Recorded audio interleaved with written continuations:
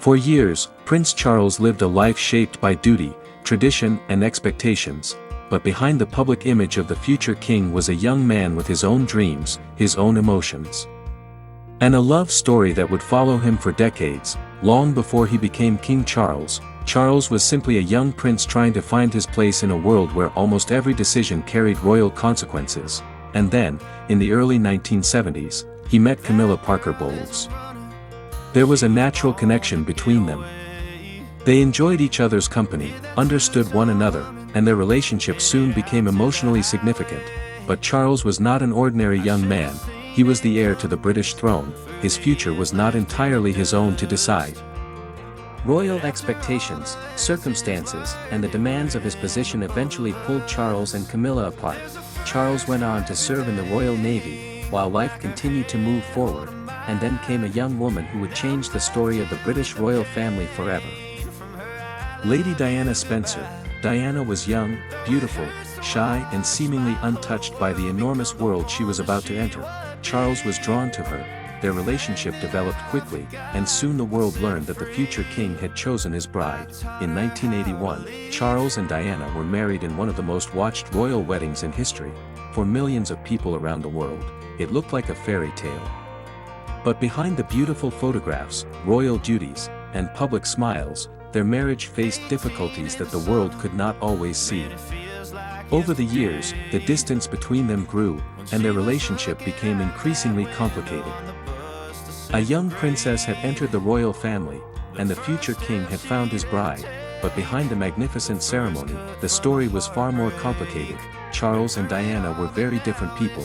Their personalities, interests, and expectations were not always the same, yet together they began building a family. In 1982, their first son, Prince William, was born. 2 years later, in 1984, Prince Harry joined the family. For a while, Charles and Diana appeared to have everything a royal family could possibly wish for: 2 sons, a beautiful home, a position admired by millions, and a life surrounded by privilege and tradition. But beneath the public smiles, difficulties were growing. The emotional distance between them became harder to hide, and eventually, the private difficulties of their marriage became public knowledge. The fairy tale image that the world had once admired was beginning to disappear. Charles had become a father. Diana had become one of the world's most loved women. But as husband and wife, they were struggling to find a way forward together. Their relationship entered one of the most painful chapters of their lives. As Charles's relationship with Camilla continued, the distance between him and Diana grew deeper.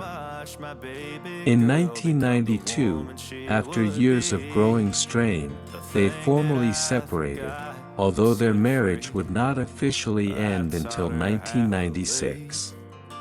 And they continued to live under the intense attention of the British public and the world's media. Eventually, after years of difficulties, their marriage came to an end. In 1996, Charles and Diana were officially divorced. It was the end of a 15-year marriage. But it was not the end of the story, because Charles's life was about to enter an entirely different chapter. A chapter of consequences, loss, responsibility, and choices that would shape not only his own future.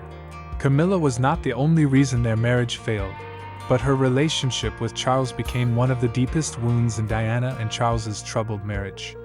But the future of the British royal family, and the journey from Prince Charles to King Charles was only just beginning.